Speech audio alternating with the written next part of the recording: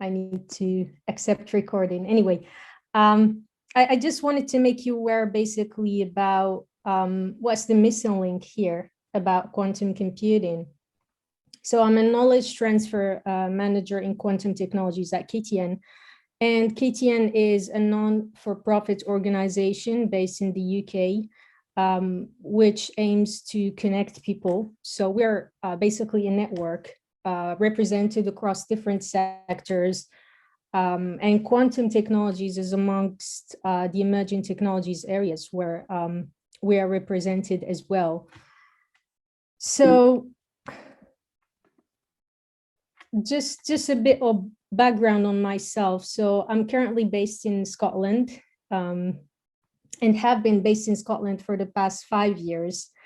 So as you can see by the Piper photograph in Edinburgh, so this is where I am physically.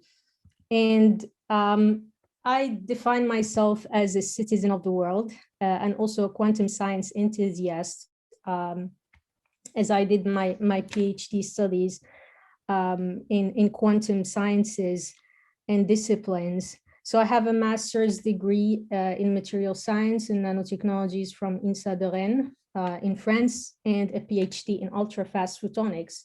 So I have completed my PhD in a Scottish company called Helia Photonics, jointly with Heriot-Watt University based in Edinburgh in Scotland. And I've got around 10 years of work experience in different sectors, really, mainly the semiconductor and microelectronics, but also thin film coating and high vacuum technologies and photonics. Finally, as I came or moved to Scotland, I have moved around a bit. So I am originally Moroccan, but I have been now established outside of Morocco for the past 15 years and did a bit of touring around Europe. So spent about 8 years in France and then a couple of years in Germany, where I was working as a process control engineer in Saint-Gobain, and now for 5 years in Scotland, where I completed my PhD and also working as a knowledge transfer manager in quantum technologies. So while you wonder about what we're trying to achieve at KTN for quantum technologies, so we're closely supporting the UK National Quantum Program, which you may have heard about. So one of the first initiatives in quantum technologies across the world, and which is worth around £1 billion investment over 10 years. And I'll speak to you about that a bit in more details in the coming slides. So my role is to raise awareness about a bit like what Q Morocco and Q World does, but in a different way and maybe at a professional level, raising awareness about quantum technologies and their applications for end user sectors. So as I mentioned, we're represented across different sectors at KTN, including defense and security, the space sector, automotive, environment, but also things like photonics, ICT, cybersecurity. So there is a wide variety of sectors that we're connected in, which makes a high value for our existence in the quantum technologies landscape and our ability to connect people from a diverse and wide community. So for that, we do hold regular networking events around quantum and its applications. For example, quantum for the healthcare sector, quantum for ICT, quantum for automotive or autonomous driving, for example. These are just examples of what we do. And we do support public funding calls, so mainly by the UK Research and Innovation, which is the main public funding entity in the UK. And we help UK businesses access to finance and funding opportunities. So you may have seen on social media also completed mapping capabilities in quantum for both the UK and the European landscapes. And I'll show you a bit around that, and I'll drop you the links at the end of the presentation on where you can consult these freely and openly accessible maps. So this includes, for example, businesses that are active in quantum technologies, the services, the research activities, the publicly funded projects, and just a wide variety of information that you can have a quick access to.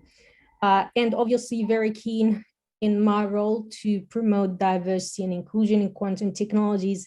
And my guessing is through all these communities, and you will hear also from Farai on One Quantum and the big effort that we're making all to have a wide community where all voices can heard and we can have contribution from diverse people from different science backgrounds or just from even different personal backgrounds. So my story with quantum started 5 years ago as I moved to Scotland, and my PhD thesis was on low loss dielectric mirrors for fabric cavity applications. For people who work in purely quantum physics, fabric cavities are in the heart of several quantum devices and applications, including quantum sensing and quantum communication. So I was based in this Scottish company called Helia Photonics, and I was studying different dielectric mirrors and making some 40 or 50 layer stacks, which are highly reflective mirrors. And these mirrors form optical cavities or optical resonators that will be coupled to single photon sources, for example, nitrogen vacancy centers or quantum dots, or 2D materials, and which will have an emission of photon, which will be used in a variety of quantum applications, as I stated.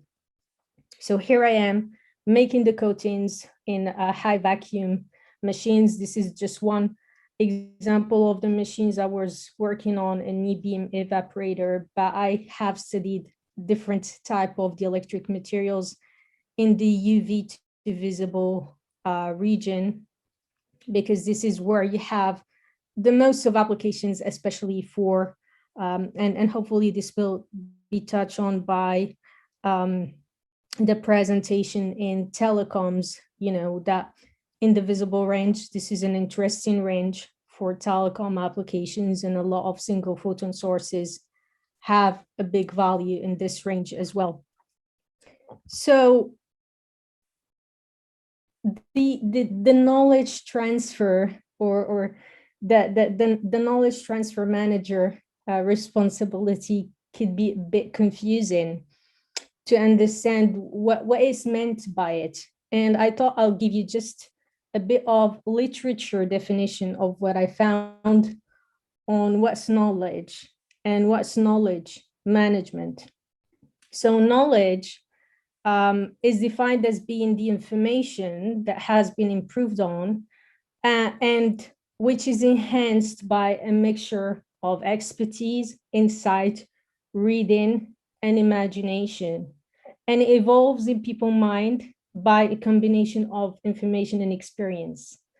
So you can see the added value of, or what we give as an added value to information. So knowledge is enhanced by people's perception and experiences, but it's also a dynamic notion. So knowledge changes and evolves with time, it evolves with experience. And this is exactly what I am trying to achieve in my current role as a knowledge transfer manager. And the management of knowledge is a process of identifying, capturing, leveraging, sharing, and the effective utilization of the organization's intellectual assets to enhance its performance and competitiveness. So this is my role is basically to identify opportunities from the knowledge gained around quantum technologies and make that useful for the organizations that are part of my stakeholder network, to make it useful for them to identify perhaps new collaboration opportunities, new business development opportunities, etc., and keep them competitive in the innovation landscape. So this is the main purpose of knowledge management. So I mentioned in the very early slide, in order to manage knowledge, we need to gather first this knowledge. And the first steps in my early year of at KTN as a knowledge transfer manager in quantum technologies was around, knowing or understanding the stakeholder I was evolving in, or the UK stakeholder. Oh, I've seen a hand up. Maybe there's some issue with.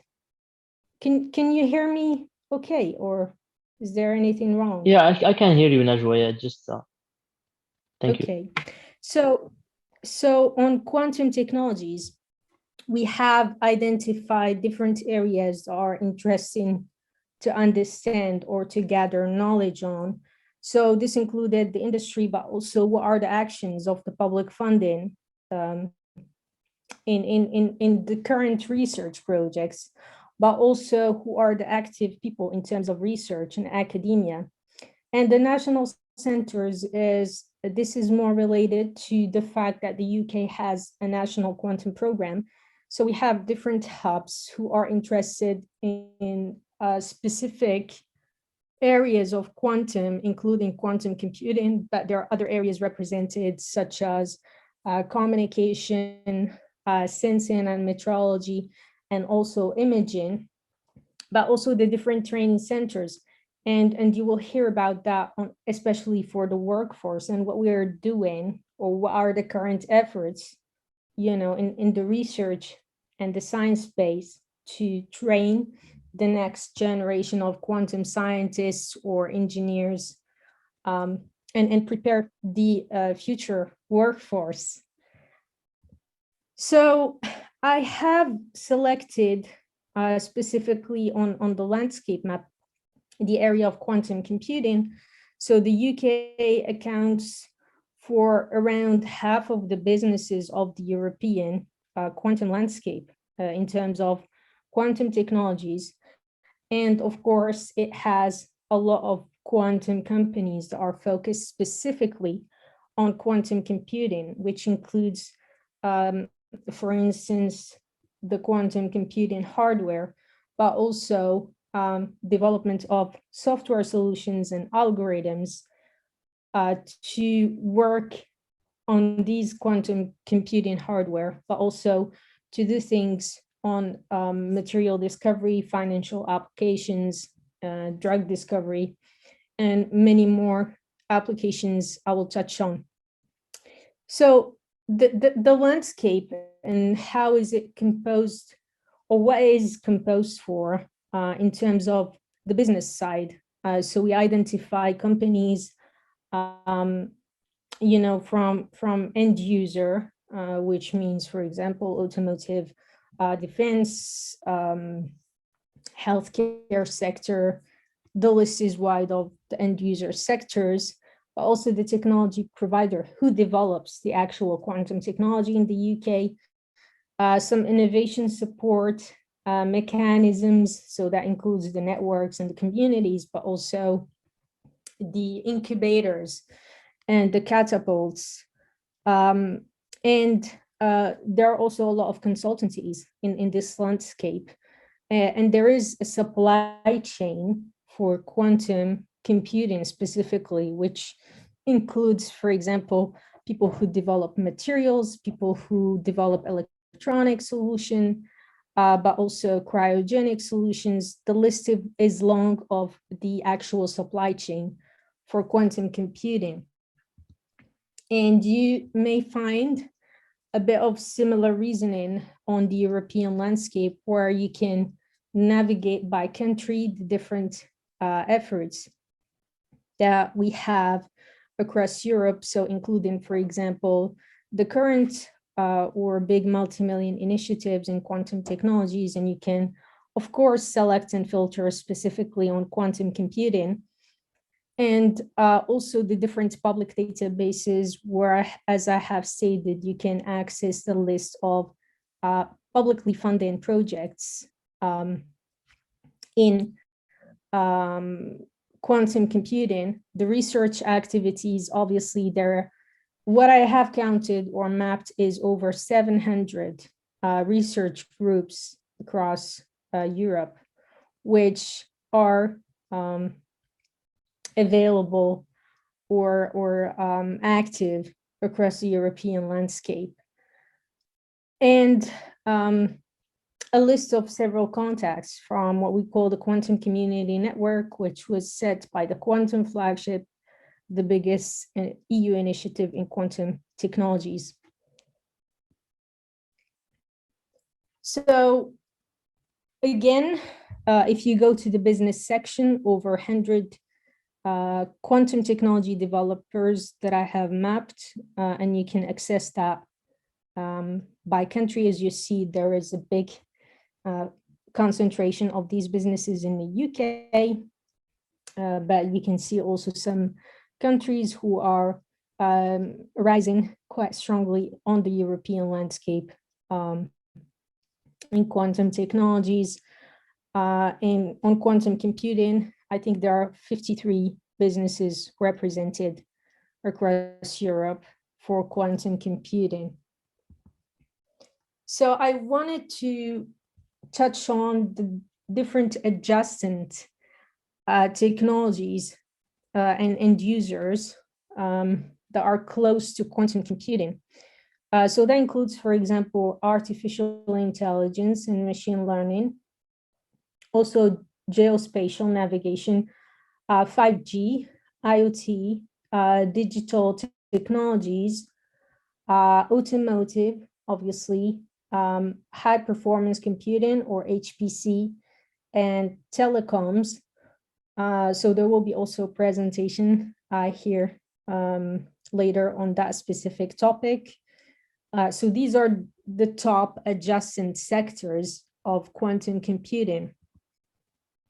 And on the big promises of quantum computing, or why so much hype about quantum computing. So first of all, it is for the reduction in the power consumption.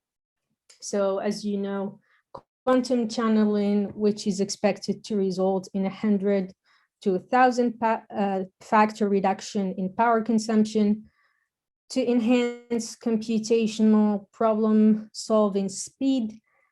So the SA30 qubit alone is capable to run trillions of operations per second. And I know this isn't, the most highest qubit record. Increasing data storage capacity, and this is linked to the quantum or physical or mechanical quantum properties. And what's the landscape like? Obviously, in the quantum computing, we can often distinguish by or between software and hardware. And in the quantum computing hardware landscape, there are different routes to achieving quantum computing. So one of these routes are represented, and also some industrials who are leading or very much advanced in QC hardware development. You have the trapped ions technology, and this is mainly Honeywell, Universal Quantum, IonQ, the integrated photonics. So people like PsiQuantum, Xanadu, who's also based in South Africa, I believe. You have the superconducting or the chandelier-like QC hardware. So these are people like Rigetti, Google, Oxford Quantum Circuits. And last but not least, you have other routes such as topological computing, electronic gates, and optical AI chips. So you have people like Microsoft, again, Universal Quantum, CQC. So there are different people involved and also propose different solutions to quantum computing. So on the applications area, as I mentioned in the very early of the presentations, there is a there is a big potential of quantum computing because of the capacities I've stated in terms of power consumption reduction, the enhanced capability of making calculation, but also on the speed of calculation.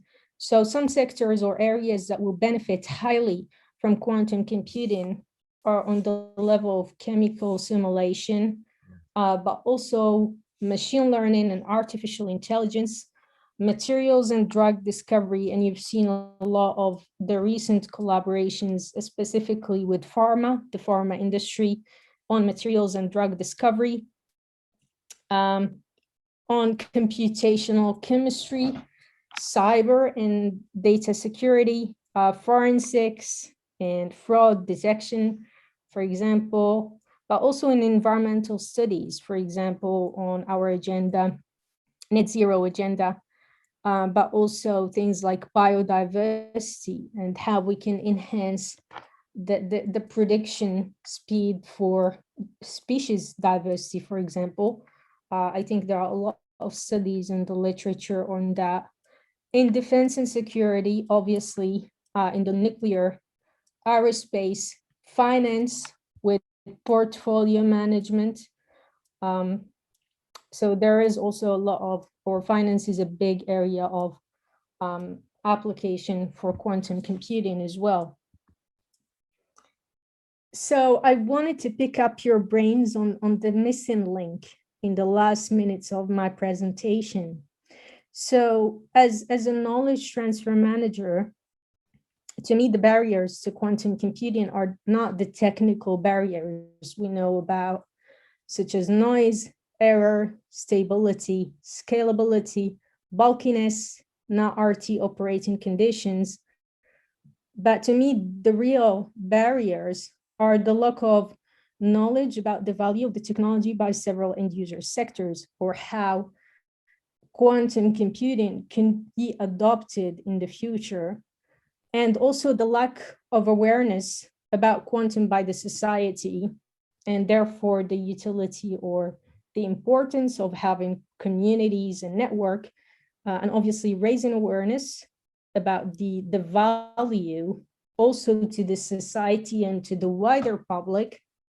The education and training paths are not clear. How do we stumble in getting into quantum? I guess for my case, in a few years back, this was less clear to me, but I think maybe this is a bit clearer to the current generation now, with all what's happening, with things like Qiskit and other platforms. So maybe this is clear or just a bit more accessible. The research space is also difficult to access, or the collaborations to happen with industry as well. Finance and funding opportunities are a big barrier. They're not, evenly or balanced across the globe, and the efforts are very different from a government to another to support research in different countries. But also this influences the overall diversity metrics. And as a diversity and inclusion champion, I always challenge that specifically. And I just wanted to say, because I get this question very often on social media, how can you get involved as an early stage student, professional in quantum computing? I just wanted to say that quantum computing is not only about coding or computer science, but also mathematics, thin film fabrication, material science, cryogenics, high vacuum technologies, as it was in my case, electronics, optics and photonics, mechanics, and many more disciplines. So there are many ways to get involved in quantum computing. So there is a place for you also if you are in these adjacent disciplines, because quantum is a multidisciplinary science that requires skills and knowledge from all the stated disciplines and many more disciplines. So last but not least, I wanted to drop few links for a broader knowledge about what's happening in quantum computing and what are the big motivations behind this area or behind this sector. So one recent report published by McKinsey on quantum computing. Also, if you can go and check fact-based insight by Dr. David Shaw on quantum computers, and he explains very well the stack of quantum computing. And there has been a recent book also by Brian Lunao, I think it's Aquitaine Innovation Advisors. So it's called Quantum Ready, the State of Quantum Computing in 2021. Some learning picks, these are a bit of generic knowledge. If you want to get started and you just want to gain a quick knowledge about quantum computing, you have few interesting reads. You have also some nice YouTube videos that you can watch. So one by Dario Gil from IBM, Andrea Morello, and quantum computing experts. This is also explained by some IBM experts in 5 levels of difficulty. This is a quite nice and light learning video. So I'll drop you a few interesting links on the maps I have presented earlier. You can go and browse and explore and see what are the areas of application for quantum computing, who are the businesses and the universities involved and what they do. And obviously you can check what we do at KTN for quantum technologies. So a link to our website, and also you can sign up to a monthly newsletter. We don't do any spamming. It's a monthly newsletter where you can have, you know, a digest of the important events you can have access to, but also some funding opportunities, etc., some reports and important reads. And you can also follow us on our social media. So I'll stop sharing for now. Thank you so much for your attention. Thanks for listening, and happy to take any questions. Yeah, brilliant. Thank you, Najwa, for this presentation and for this overview about, you know, quantum computing and all the applications and the missile link. And yeah, was really interesting and kind of pretty comprehensive. Thank you again. So please, audience, if you have any question, don't hesitate to leave it in the chat so Najwa can answer all your questions. I'm not seeing here a question, but yeah, we have actually, you know, a very basic one. Someone is asking, may you please define what quantum technology is? I don't know, from your perspective, Najwa, if you can like just give, I don't know, a brief answer. You know, this question actually has a lot of, you know, there is no one valid answer, I believe, to this question, because it depends to which perspective and which, but if you can like give your own answer to this question, what would be? Yeah, absolutely. So I would say from a purist point of view, quantum technology should be based on quantum mechanics and properties. But as I explained in the landscape mapping, there are so many people who are involved in developing a quantum technology beyond the quantum physics. So yes, quantum science is based on quantum mechanics, but the quantum technology requires a lot of people and areas of knowledge and skills to come to place. So I mentioned, for example, the material science and also thin film fabrication. There is a lot, optics and photonics, which are a bit of the parents of quantum optics, because there are so many quantum in optics and photonics as well. So yeah, you can consider both answers. If you want to understand the global picture, as I have dropped in the presentation, few links where you can go and check the maps. Maybe it gives you better understanding of what are the efforts involved into making a quantum device or quantum technology. Okay, yeah, makes totally sense. Okay. Someone is asking also, a world-class data center actually just opened in Ben Gurion in Morocco. Are you aware of any quantum computing initiative there? And in general, how do you see Morocco chances to become a player in the quantum computing field? Thank you for the nice talk. Not sure if, well, I don't know, maybe Najwa, if you have any idea about this. To be fair, I'm not aware of Yeah, the QC initiatives in Morocco. I would love to know more. So with Q Morocco, hopefully we'll be able to see yeah, more of the initiatives mapped. sure. That will be amazing. Mhm. Exactly. So I'm already aware, like there is actually a new lab in University Mohammed VI, the university, the Université Polytechnique Mohammed VI in Ben Gurion. But yeah, I mean, not sure if, but yeah, it's cool to have like this new data center opened there, but I'm not sure if there. But I'm aware there is actually a new lab. But I'm not sure if they start like doing some PhDs or like postdoc there. But yeah, definitely this will come, and new initiative will come. And again, Q Morocco this is one of our main goals, is like to drive this initiative and try to bring all the stakeholders together and create this kind of awareness about quantum technology.